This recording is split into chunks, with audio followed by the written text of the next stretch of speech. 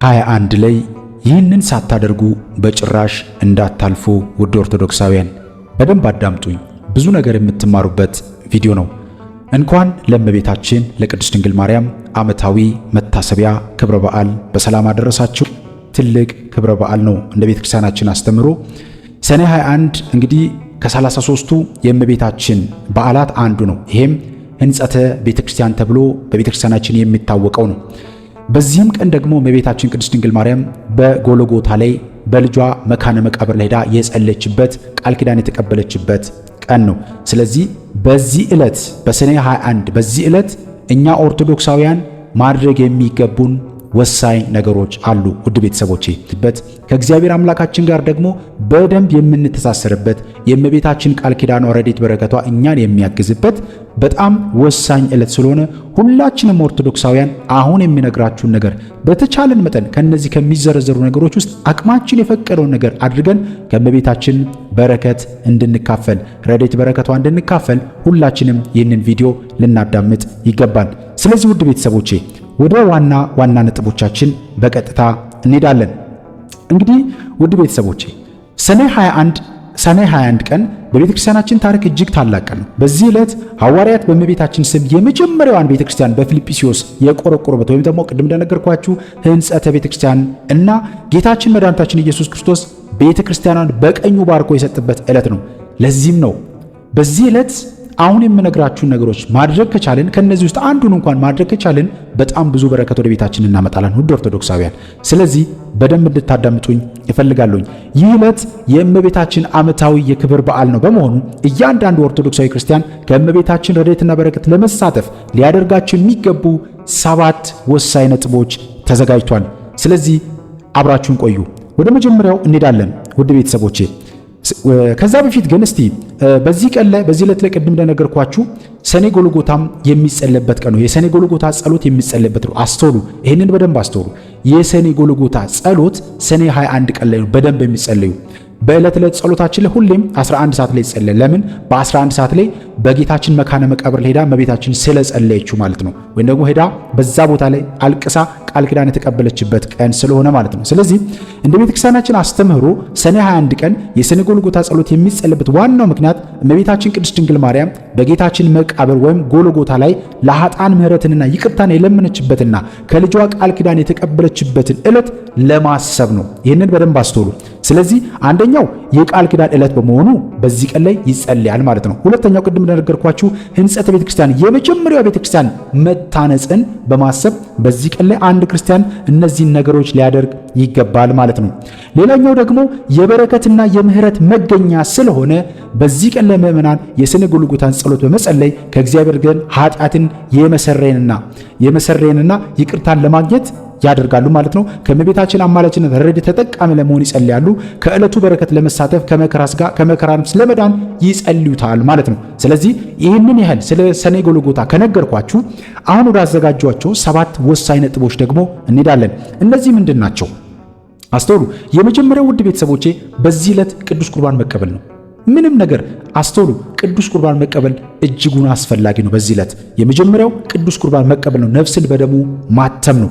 ይህ ዕለት ቤተክርስቲያን የተመረቀችበት በመሆኑ ትልቁ በረከት በቤተክርስቲያን ተገኝቶ የልጇን ሥጋና ደም መቀበል ነው። እመቤታችን ማህደረ መለኮት ትባላለች፣ ወይም የአምላክ ማደሪያ ትባላለች እንደሆነች ሁሉ እኛም ቁርባንን ስንቀበል ማደሪያው እንሆናለን ማለት ነው። አስተውሉ። ስለዚህ በዚህ ዕለት በሰኔ 21 ቀን ላይ በነገው ዕለት ልናደርገው የሚገባው የጌታችንን የመድኃኒታችን የኢየሱስ ክርስቶስን ክቡር ሥጋውና ቅዱስ ደሙን ልንቀበል ይገባል። በሥጋውና ደሙ ልንታተም ይገባል ማለት ነው። አስተውሉ ውድ ቤተሰቦቼ፣ ይህንን ልናደርግ ይገባል። ስለዚህ እመቤታችንን የምናከብረው ልጇን በልባችን ስናነግስ ነው። የክርስቶስ ሥጋና ደም የሌለበት ክብር መሰረት የለውም። ቅዱስ ቄርሎስ ዘእስክንድርያ አባታችን እንደዚህ ብሎ ይናገራል ማለት ነው። ይህንን ሁላችንም ልናደርገው ይገባል። የመጀመሪያው ቅዱስ ቁርባን መቀበል ነው ውድ ቤተሰቦቼ። ሁለተኛው ስለ ማርያም ብሎ ለችግረኞች መመጽወት ነው። በዚህ ዕለት ልንሰራው የሚገባው ሥራ አንዱ ደግሞ ይሄ ነው ማለት ነው። የመጀመሪያው ሥጋውና ደሙን መቀበል ማለት ነው። በዚህ ዕለት ለሥጋውና ደሙ መብቃት ካልቻለን መድረስ ካልቻለን ቢያንስ ደግሞ ቀጥሎ ያለውን ስለ ማርያም ብሎ መመጽወት ማለት ነው። አስተውሉ። ይህንን ልናደርግ ይገባል። ስለ እመቤታችን ቅድስት ድንግል ማርያም ብለን ለተራበው ለተጠማው ማጠጣት፣ ለታረዘው ማልበስ፣ በዚህ ቀን በጎ ተግባርን መስራት ማለት ነው። የእመቤታችን በዓል ሲከበር አንዱ ትልቁ የጥበቃ መሳሪያ ምጽዋት ነው። በስሟ የታረዘን ማልበስ፣ የተራበን ማብላት ከሲኦል እሳት ይታደጋል።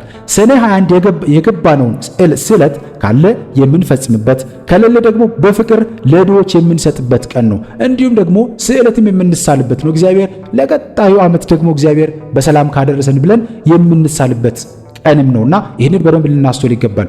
የተሳልነው ስዕለት ካለ የምንፈጽምበት፣ አዲስም ስዕለት ደግሞ የምንሳልበት፣ እግዚአብሔር እመቤታችን በአማላጅነቷ እንድትፈጽምልን የምንሳልበትም ዕለት ነው ማለት ነው። ይህንን ልናስተውል ይገባል ማለት ነው።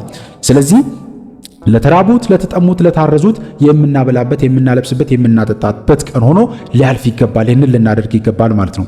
በማርያም ስም የምትሰጣት አንዲት የውሃ ብርጭቆ በሰማይ የሕይወት ምንጭ ሆና ትጠብቃለች። ቅዱስ ኤፍሬም ሶርያዊ አባታችን። ስለዚህ ይህንን ሁላችንም ኦርቶዶክሳውያን ልናደርግ ይገባል። ሁለተኛው ምንድነው?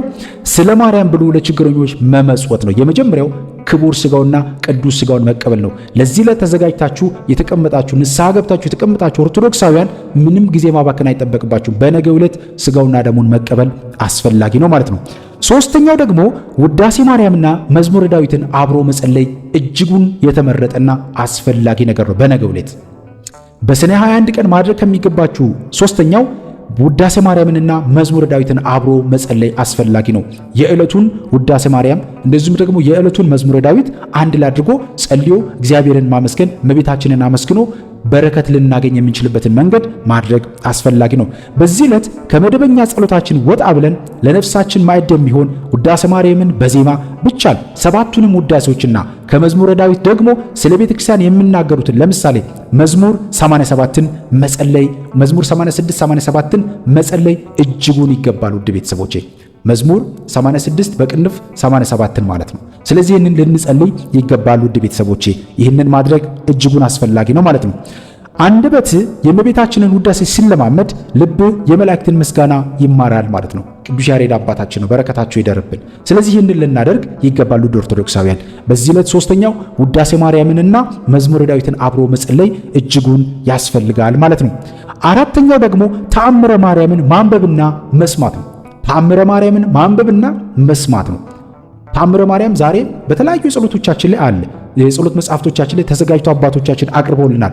ያንን ማድረግ የማንችል ደግሞ በስልካችንም ላይ ተአምረ ማርያም ካለ ማንበብ፣ ማዳመጥ፣ በድምፅም ቢሆን ማዳመጥ፣ ቤተክርስቲያን ተሳትፎ ተአምረ ማርያም ሲነበብ ማዳመጥ፣ በቤተክርስቲያን በሚደረጉ አገልግሎት ተሳትፎ ተአምረ ማርያም ሲነበብ ማዳመጥ፣ በዜማ ሲደረግ ማዳመጥ እጅጉን ወሳኝና አስፈላጊ ነገር ነው ውድ ቤተሰቦች። ስለዚህ በሰኔ 21 ዕለት እመቤታችን በፊልጵስዩስ ያደረገችውን ተአምርና ሌሎች ተአምራቷን ማንበብ እምነትን ያጠነክራል። ተአምሯን በሰማን ቁጥር የአማላጅነቱ ኃይል በቤታችን ላይ ይገለጣሉ ውድ ኦርቶዶክሳውያን። ስለዚህ ይህንን ልናደርግ ይገባል ማለት ነው። የድንግል ማርያምን ተአምር የሚሰማ ጆሮ የተባረከ ነው። ተአምሯን የምናገር አንደበት ደግሞ በገነት የምስጋና የታጠረ ነው ይላል። ይሄ መጽሐፈ ስንክሳር ነው እንደዚህ የሚለንና ይህንን ሁላችንም ልናደርግ ይገባል። እግዚአብሔር አምላካችን ከበረከቱ እንድንሳተፍ ሁላችንንም በእውነት በተቻለን መጠን ከበረከቱ እንድንሳተፍ እግዚአብሔር አምላካችን ሁላችንንም ያግዘን። የእመቤታችን ረድኤት በረከቷ በሁላችን ላይ ይደርብን። አምስተኛው ደግሞ የልብ መቅደስን በንስሐ ማጽዳት ነው ውድ ኦርቶዶክሳውያን። በዚህ ዕለት ላይ የልብ መቅደስን በንስሐ ማጽዳት ነው። አስተውሉ። ቅድምም ብያቸዋለሁ፣ ህንጻተ ቤተክርስቲያን ብያቸዋለሁ። አንዱ ህንጻ ቤተክርስቲያን ደግሞ የተባለው የኛ ሰውነት ራሱ ህንጻ ቤተክርስቲያን ቤተ መቅደስ ተብሎ የተነገረው ማለት ነውና ስለዚህ ሰኔ 21 የእመቤታችን ህንጻ የተመረቀበት ዕለት ነው። እውነተኛዋ ቤተክርስቲያን ግን የኛ ሰውነት ነች። ስለዚህ በዚህ ዕለት ወደ ንስሐ አባት በመሄድ የኃጢአትን ቆሻሻን አስወግደን የልባችንን መቅደስ ለእመቤታችንና ለልጇ ማድሪያ እንዲሆን ማጽዳት አለብን። ውድ ቤተሰቦቼ አስተውሉ። ምንድን ነው ያልኩት? የመጀመሪያው የምንችል ሰዎች በዕለቱ በነገው ዕለት ንስሐ ገብተን የተዘጋጀን ሰዎች ስጋውና ደሙን መቀበል እጅጉን አስፈላጊ ነገር ነው። ሁለተኛው ምንድነው ያልኳችሁ? ስለ ማርያም ብሎ ለችግረኞች መመጽወትና ችግረኞችን ማብላት፣ ማጠጣት፣ የታረዙትን ማልበስ ነው። ሶስተኛው ደግሞ ውዳሴ ማርያምንና መዝሙረ ዳዊትን አብሮ መጸለይ እጅጉን ያስፈልጋል ብያችኋለሁ። አራተኛው ደግሞ ተአምረ ማርያምን ማንበብና መስማት ነው። ማንበብና መስማት ይሄ በጣም ወሳኝ ነገር ነው። አምስተኛው ደግሞ በዚህ ዕለት ልናደርገው የሚገባው ነገር የልብ መቅደስን በንስሐ ማጽዳት ነው። በዚህ ዕለት በእመቤታችን ዕለት ቀን በሰኔ 21 ቀን ንስሐ መግባት እጅጉን ያስፈልጋል። ንስሐ መግባት አስፈላጊ ነው። ስለዚህ ንስሐ መግቦ ያለፍንባቸውን የወደቅንባቸውን ነገሮች ከንስሐ አባቶቻችን ጋር መነጋገር፣ ንስሐ መግባት፣ እግዚአብሔር ይቅር እንድለን ወደ እግዚአብሔር መቅረብ፣ እመቤታችንን መማፀን እጅጉን አስፈላጊ ነውና በንስሐ ልንመላለስ ይገባል ማለት ነው። ስለዚህ ከድንጋይ ሕንፃ ይልቅ የእግዚአብሔርን ሕያው ሕንፃ ነፍስን ለእመቤታችን ክብር አዘጋጅ። ቅዱስ ዮሐንስ አፈወርቅ ነው እንዲህ የሚለን አባታችን በረከታቸው ይደረብን። ስለዚህ ይህንን ሁላችንም ኦርቶዶክሳውያን ልናደርገው የሚገባ መሰረታዊ ነገር ነው ማለት ነው። ስለዚህ አምስተኛው ምንድን ያልኳችሁ የልብ መቅደስን በንስሐ ማጽዳት ነው ወደ ኦርቶዶክሳውያን። ስለዚህ በነገው ዕለት በሰኔ 21 ቀን ልናደርገው ከሚገባው ነገር አንዱ በንስሐ መመላለስ ነው። ንስሐ መግባት አስፈላጊ ነው። ንስሐ መግባት ፈርታችሁ በተለያየ መንገድ ውስጥ ያላችሁ ሰዎች ውድ ኦርቶዶክሳውያን ከንስሐ በላይ የሆነ ኃጢአት የለም። ውድ ቤተሰቦች ሁሉም ነገር ከንስሐ በታች ነው። ስለዚህ በማንኛውም አይነት ኃጢአት ውስጥ ወደቅን ሁላችንም ኃጢአት እንሰራለን። በየዕለቱ በደል እንፈጽማለን። በየዕለቱ ኃጢአት እንሰራለን። ስለዚህ ውድ ኦርቶዶክሳውያን በተቻለን መጠን ወደ ቤተክርስቲያን ቀርበን ከንስሐ አባቶቻችን ጋር መነጋገር መወያየት እጅጉን አስፈላጊ ነው። ስድስተኛው ደግሞ በትሕትናና በዝምታ መመላለስ ያስፈልጋል። ውድ ኦርቶዶክሳውያን በነገው ዕለት በትሕትናና በዝምታ መመላለስ እጅጉን ያስፈልጋል። በነገው ዕለት ብቻ አይደለም፣ ክርስቲያናውያን ሁላችንም ኦርቶዶክሳውያን በዕለት ዕለት ጉዟችን በእያንዳንዱ ኑሯችን ላይ በትሕትናና በዝምታ ልንመላለስ ይገባል። አባቶቻችን ይህንን ነው ያስተማሩን። ዛሬ ብዙዎቻችን መገልፈጥ መለፍለፍ ነው የምንፈልገው፣ መጮር ነው የምንፈልገው፣ በጫጫታ መኖር ነው የምንፈልገው፣ በጫጫታ ወሬ የበዛበት ሕይወት ውስጥ መኖር ነው የምንፈልገው። እንደዛ አይደለም። ስለዚህ ይህንን በትሕትናና በዝምታ መመላለስ እጅጉን አስፈላጊ ነው። እመቤታችን ለክብር የበቃችው በትሕትናዋ ነው። በዚህ የንግስ በዓል ዕለት ከክርክር ከጥልና ከከንቱ ንግግር ርቆ በዝምታና በትሕትና መዋል የድንግል ማርያምን በረከት ይስባል። ውድ ኦርቶዶክሳውያን ስለዚህ ከሷ በረከት እንድንሳተፍ እሷ ያገኘችውን ደግሞ በሷ በረከት ውስጥ እኛም እንድንሳተፍና በዛ መንገድ ውስጥ እንድንሄድ እኛም ይህንን መንገድ ልንከተል ይገባል ማለት ነውና ትሕትና የእመቤታችን መጎናጸፊያ ነው። አንተም በትሕትና ብትሸፈን የእርሷ ልጅነት ይገለጥባል። አባ መቃርስ አባታችን በረከታቸው ይደርብን። ስለዚህ ውድ ቤተሰቦቼ ይህንን በደንብ ልናስተውል የሚገባ መሰረታዊ ነገር ነው። በዝምታ መመላለስ እጅጉን ያስፈልጋል ማለት ነው። ሌላው ሰባተኛውና የመጨረሻው ለዚህ ቪዲዮ ያዘጋጀውላችሁ የቃል ኪዳን ጸበል መጠመቅና እምነት መቀባት ነው። በዚህ ዕለት ልናደርገው የሚገባ ነገር ማለት ነው። አስተውሉ። በዚህ ዕለት አንደኛው ጸበል መጸበል ነው። ከተቻለ ደግሞ እምነትን መቀባት ነው። ሌላው ደግሞ በዚህ ዕለት ላይ በአባቶቻችን እዛው ቤተክርስቲያን ውስጥ የተባረከ ቅባ ቅዱስም ካለ ቅባ ቅዱስንም መቀባት እጅጉን አስፈላጊ ነው። ቤተክርስቲያን ውስጥ ያሉ ነገሮችን በሙሉ በዛን ዕለት ልናደርግ የሚገባ ወሳኝ ነገር ነው። ምክንያቱም መድኃኒት ፈውስ ስላለው ማለት ነው። ስለዚህ በዚህ ዕለት በቤተ ክርስቲያን የሚጸለየው ጸሎተ ቅዳሴና የጸበል በረከት ልዩ ፈውስ አለው። እመቤታችን ፈዋሽ ናትና ካለንበት መንፈሳዊ ስጋዊ ሕመም እንድንገላገል በጸበሏ መታጠብ እጅጉን ይገባል ማለት ነውና ይህንን ሁላችንም ልናደርግ የሚገባ ወሳኝ ነገር ነው። ውድ ቤተሰቦቼ የድንግል ማርያም አማላጅነት እንደ ጸበል ነው። የታጠበበት ይነጻል፣ የጠጣውም ሕይወትን ያገኛል። ማር ይስሐቅ አባታችን። ስለዚህ ሁላችንም ኦርቶዶክሳውያን በዚህ መንገድ ልንመላለስ ይገባል ማለት ነው። ስለዚህ ውድ የተወደዳችሁ አማንያን ቤተሰቦቼ ኦርቶዶክሳውያን እህት ወንድሞቼ ሰኔ 21 ቀን በእመቤታችን ጥላ ስር የምናርፍበት ታላቅ የሰላም ቀን ነው። እነዚህን 7 ነጥቦች በተግባር በመዋል የድንግል ማርያምን የቃል ኪዳን በረከት ወደ ቤታችሁ ጋብዙ። ከእመቤታችን በረከት ያሳትፈን ማለት ብቻ ሳይሆን በረከቱን የሚያመጡ ተግባራትን በመፈጸም የታመንን ክርስቲያኖች ልንሆን ይገባል ማለት ነው። እነዚህን 6 አነሳሁት እንጂ በጣም ብዙ ነገሮች ልናነሳ እንችላለን። ከነዚህ አሁን ከዘረዘርኳችሁ ነገሮች ውስጥ ሁሉንም ማድረግ እንኳን ባትችሉ በተቻላችሁ መጠን የምትችሉትን ግን አድርጉ። ምክንያቱም አንድ እርምጃ መራመድ ትልቅ ነገር ስላለው ማለት ነው። አንድ ነገር ማድረግ ትልቅ በረከት ስላለው ማለት ነው። ይህንን ማድረግ ከቻልን በሕይወታችን ውስጥ ብዙ በረከት ብዙ ነገር ልናገኝ የምንችልበት ስለሆነ ሁላችንም ኦርቶዶክሳውያን በዛ አይነት መንገድ ውስጥ ልንመላለስ ይገባል ማለት ነው። እግዚአብሔር አምላካችን ከሁላችን ጋር ይሁን። እመቤታችን ቅድስት ድንግል ማርያም በምልጃዋና በረድኤቷ ትጠብቀን ሁላችንንም። ስለዚህ ይህንን ሁላችንም በነገው ዕለት ልናደርግ ይገባል። የእመቤታችን ረድኤት በረከት ቃል ኪዳን አማላጅነት በሁላችን ላይ ይደርብን። ያስተማረን የገሰጸን የመከረን አምላካችን ስሙ የተመሰገነ የተወደሰ ይሁን።